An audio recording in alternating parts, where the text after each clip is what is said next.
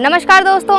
तो 2 ज्योतिर्लिंग और 1 धाम की यात्रा का आज है हमारा तीसरा दिन। इस व्लॉग में आप सभी का स्वागत है और इस व्लॉग में मैं आपको विजिट करवाऊंगी सोमनाथ ज्योतिर्लिंग। तो फिलहाल जहां मैं खड़ी हूं इस जगह का नाम है त्रिवेणी संगम। इस त्रिवेणी संगम की काफ़ी मान्यता है, इसके पीछे का इतिहास क्या है वो सब भी मैं आपको बताऊंगी। त्रिवेणी संगम के किनारे पर यहीं पर है माता त्रिवेणी जी का मंदिर। तो पहले हम मंदिर के दर्शन करेंगे, उसके बाद आके मैं इस जगह का आपको इतिहास बताऊंगी। तो दोस्तों, त्रिवेणी संगम के किनारे पर ही ये त्रिवेणी माता का मंदिर बना हुआ है और मंदिर के अंदर आने पर ये एक मंदिर है छोटा सा, ये है त्रिवेणी माँ। इस मंदिर को देखने से ही लगता है कि काफ़ी प्राचीन ये मंदिर रहा है और मंदिर के पीछे का व्यू है। कुछ लोग यहाँ पर संत महात्मा जो हैं वो रहते हैं, उनकी छोटी छोटी कुटियाँ यहाँ पर बनी हुई है।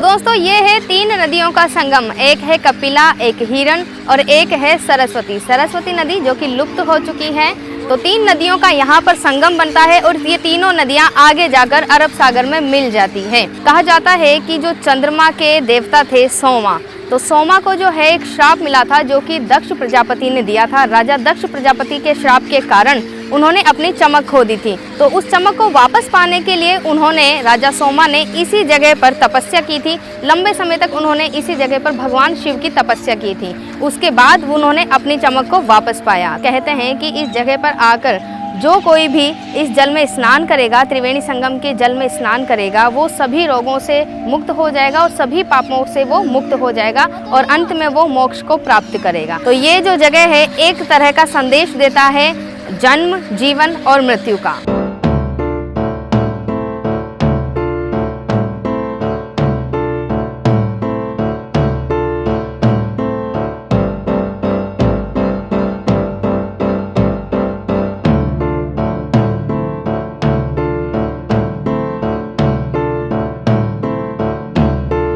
तो यहाँ की कहानी तो कुछ इस तरह थी। अब मैं आपको लेकर चलती हूँ सोमनाथ मंदिर में। ज्योतिर्लिंग जो कि पहला ज्योतिर्लिंग है, 12 ज्योतिर्लिंग में से पहला ज्योतिर्लिंग माना जाता है सोमनाथ।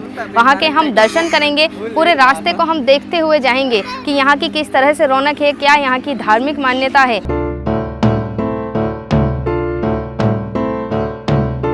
तो त्रिवेणी संगम से बाहर हम आ चुके हैं। यहाँ से स्ट्रेट 800 मीटर चलने पर आ जाता है सोमनाथ मंदिर। रास्ते में कुछ 2-3 मंदिर और पड़ते हैं, जैसे लक्ष्मी नारायण मंदिर, गीता मंदिर, लेकिन सबसे पहले अभी हम दर्शन करेंगे सोमनाथ मंदिर के। तो अभी इस रास्ते से चलते हुए हम स्ट्रेट चलेंगे 800 मीटर और उसके बाद हम सीधा पहुंच जाएंगे सोमनाथ मंदिर में। सोमनाथ मंदिर के दर्शन की टाइमिंग्स की बात करें तो सुबह के 6 बजे से रात के 10 बजे तक यहाँ पे दर्शन खुले रहते हैं। अगर डायरेक्ट रेलवे स्टेशन से आते हैं तो डायरेक्ट ऑटो से त्रिवेणी संगम भी आ सकते हैं, लेकिन आज हम सबसे पहले आए थे सोमनाथ मंदिर चौराहे पे हम उतरे। वहाँ पे थोड़ा कुछ हमने नाश्ता वगैरह किया और नाश्ता करने के बाद हम सीधा पहुँच गए त्रिवेणी संगम, जहाँ त्रिवेणी संगम में हमने स्नान किया और स्नान करने के बाद अब हम सीधा जा रहे हैं मंदिर के दर्शन करेंगे। तो अभी रास्ते में पहला मंदिर पड़ा है राम मंदिर। तो राम मंदिर के दर्शन कर लेते हैं पहले, उसके बाद में हम चलेंगे सोमनाथ मंदिर। तो यहाँ जो है एक बड़ा सा दरवाज़ा है और पीछे तो आप देख ही सकते हैं कि कितना प्यारा सा राम मंदिर बना हुआ है।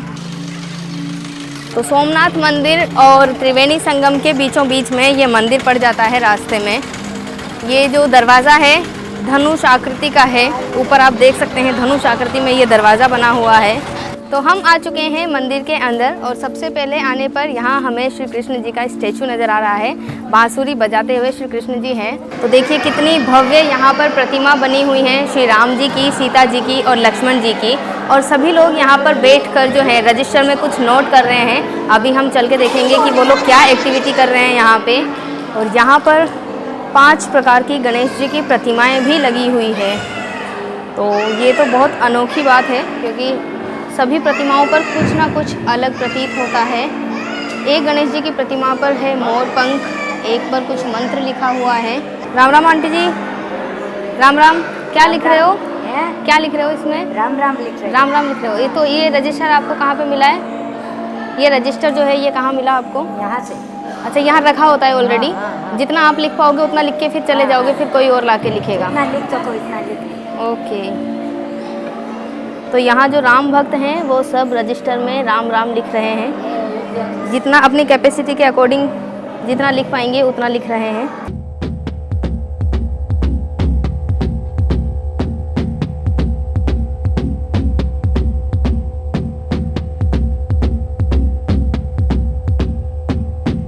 तो ये वाला जो रास्ता है ये सीधा जाता है त्रिवेणी संगम और यही रास्ता पूरा सीधा लिंक करता है सोमनाथ मंदिर को। स्ट्रेट ये इस तरह का रास्ता है। यहाँ पे अभी हमने देखा है राम मंदिर। अब हम यहाँ से सीधा चलते हुए जाएंगे और सीधा चलने पर ही मंदिर आ जाएगा। फाइनली चलते चलते अब हम पहुँच चुके हैं। मेरे सामने है सोमनाथ मंदिर। आइए आप सभी को भी दिखाती हूँ। ये देखिए आप, पीछे है सोमनाथ मंदिर और यहाँ पर एक स्टेचू है और मंदिर के जस्ट अपोजिट में है त्रिवेणी संगम। यहाँ पर एक बैरिकेड सा लगाया हुआ है। अभी सब लोग यहीं से प्रवेश कर रहे हैं। जो मोबाइल वगैरह है, इलेक्ट्रॉनिक गैजेट्स वगैरह जो हैं वो सब हमें अभी जमा करवाने होंगे और साथ ही में जो हमारे पास में बैग वगैरह है वो भी हमें किसी क्लॉक रूम में रखना होगा। तो टेंपल के बाहर जो है इस तरह के व्यूज़ हैं। यहाँ पे छोटी छोटी स्टॉल्स बने हुए हैं।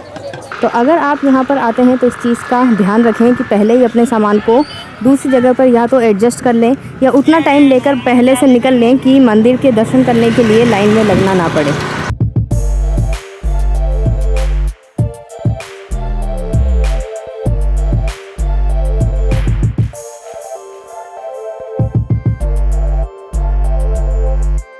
तो मंदिर के बाहर से लास्ट व्यू मैं आपको यहीं तक दिखा सकती हूँ, क्योंकि यहाँ पर बने हुए हैं क्लॉक रूम, जहाँ पे हमें सारे गैजेट्स वगैरह, मोबाइल, कैमरा, पर्स, जितना जो कुछ है सब कुछ यहाँ पे जमा करवाना होगा। जैसा कि मैंने आपको बताया है कि मंदिर के अंदर कोई भी चीज़ ले जाने की इजाज़त नहीं होती है, सब कुछ यहाँ जमा करवाना होगा। यहाँ पे निःशुल्क क्लॉक रूम बने हुए हैं। दर्शन करने के बाद जब बाहर आएंगे तो मैं आपको बताऊँगी कि इस मंदिर का क्या इतिहास है, क्या कहानी है, और सब कुछ जो है हम उसी के बाद में देखेंगे। बाकी सोमनाथ के और कौन कौन से पॉइंट्स है वो भी कवर करेंगे।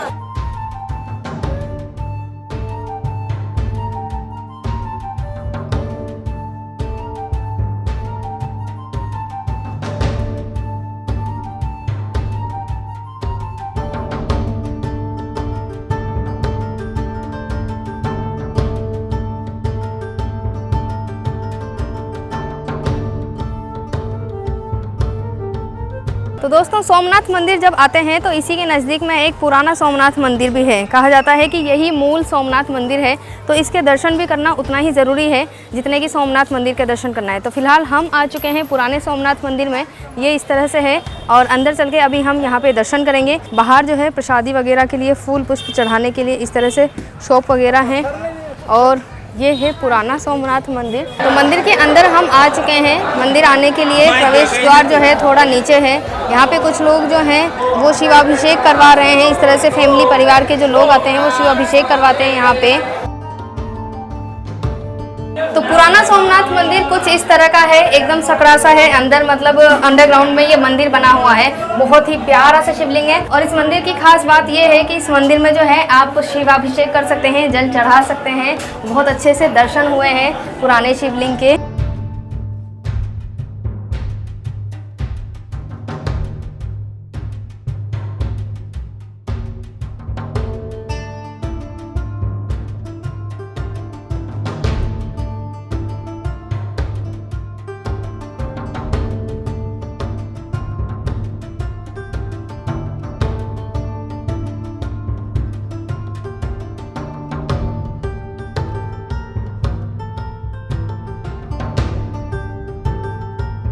तो मंदिर की तरफ से यहाँ एक अन्न प्रसादी के लिए हॉल बनाया गया है, जहाँ पे निःशुल्क भोजन मिलता है।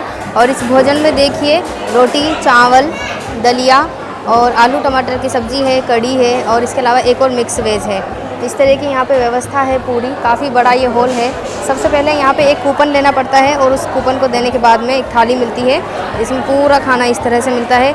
बैठ के खाने की यहाँ पे अच्छी खासी व्यवस्था है। तो दोस्तों, सोमनाथ मंदिर के दर्शन हमने कर लिए हैं और इस यात्रा में हमने दर्शन किए हैं 2 ज्योतिर्लिंग और 1 धाम के। मंदिर के बारे में अगर मैं आपको बताऊँ तो मंदिर काफ़ी खूबसूरत है। मतलब 12 ज्योतिर्लिंग में ये पहला ज्योतिर्लिंग है जो मतलब बहुत ही खूबसूरत तरीके से बनाया गया है। और इसका जो वर्तमान स्वरूप है वो 1962 में बनकर तैयार हुआ है और इसे बनवाया है लौह पुरुष सरदार वल्लभ भाई पटेल ने। उसके बाद में जो है डॉक्टर राजेंद्र प्रसाद हमारे राष्ट्रपति रहे, उन्होंने इसे जो है पूरी जनता के लिए समर्पित किया 1955 में। उसके बाद इस मंदिर को और पुनरुद्धार करके बनाया गया। इसके इतिहास की बात करूं तो इस मंदिर को जो है कई मुगल शासकों ने, जैसे औरंगजेब और महमूद गजनवी ने इसको तहस नहस करने की कोशिश की, इसको नष्ट करने की कोशिश की। कई बार इस मंदिर को लूटा भी गया, लेकिन उसके बाद इसका जो है बार बार पूरा निर्माण किया गया, क्योंकि ये जो है भगवान शिव का पहला ज्योतिर्लिंग है, तो जो भगवान शिव के भक्त हैं उन्होंने इसे बनवाया। कहा जाता है कि जब महमूद गजनवी ने इसको तहस नहस किया था तो उस समय इस मंदिर के अंदर 50,000 लोग पूजा अर्चना कर रहे थे, तो उस जो आक्रमण में है 50,000 लोग भी मारे गए। और वर्तमान स्वरूप की मैं बात करूं तो मंदिर के अंदर जब हम जाते हैं तो दाएं हाथ पे आते हैं हनुमान जी और बाएं हाथ पे आते हैं श्री गणेश जी, और बहुत ही प्यारा ये शिवलिंग है। मंदिर के अंदर तो कैमरा ले जाना अलाउ नहीं है, तो मैं अपनी आवाज़ के माध्यम से ही आपको बता सकती हूँ कि बहुत सुंदर मंदिर बनाया गया है। मंदिर के पीछे जो है पूरा अरब सागर दिखता है। 7:30 से 8:30 के बीच में यहाँ पे लाइट शो होता है और दोपहर के 3 बजे तक यहाँ पे भोजन प्रसादी का कार्यक्रम रहता है, जो कि बिल्कुल निःशुल्क होता है। मंदिर के ट्रस्ट की तरफ से ही ये सब रहता है। तो इस मंदिर के बारे में मैंने आपको सारी जानकारी दी है, और कुछ जानकारी अगर बचती है, आपके मन में क्वेरीज रहती है, तो आप कमेंट कर सकते हैं। कमेंट करके आप इस जगह के बारे में जान सकते हैं। तो मैं आपको बता देती हूँ कि अगर आप सोमनाथ आते हैं, द्वारका आते हैं, तो किस तरह आ सकते हैं। सबसे पहले आप द्वारका रेलवे स्टेशन पे उतरिए। द्वारका रेलवे स्टेशन के पास में काफ़ी सारे आपको गेस्ट हाउस वगैरह, होटल वगैरह मंदिर के पास ही मिल जाएंगे। वहाँ से ऑटो टेम्पो आपको मिल जाएंगे। मंदिर के दर्शन करने के बाद आप एक दिन जो है द्वारका धाम घूमने के लिए निकालिए। उसके बाद में उसी दिन शाम को रोज़ाना 8 बजे और 9 बजे द्वारका से सोमनाथ के लिए एक ट्रेन चलती है। सोमनाथ का नज़दीकी रेलवे स्टेशन वेरावल है। आपको सबसे पहले वेरावल आना पड़ेगा। वेरावल के पास में 6 से 7 किलोमीटर दूरी पर सोमनाथ मंदिर है। सोमनाथ मंदिर के आसपास और वेरावल रेलवे स्टेशन के आसपास भी आपको कई सारे गेस्ट हाउस, होटल, रेस्टोरेंट सब कुछ मिल जाएंगे, जहां आप आराम से स्टे कर सकते हैं। इसके अलावा यहाँ पे कई सारे लोकल रूम भी है, जहां आप अपने बैग जमा करवा सकते हैं। तो इस तरह 2 ज्योतिर्लिंग और 1 धाम की यात्रा कवर हो जाती है। तो हर हर महादेव। मिलती हूँ आपको अगले व्लॉग में।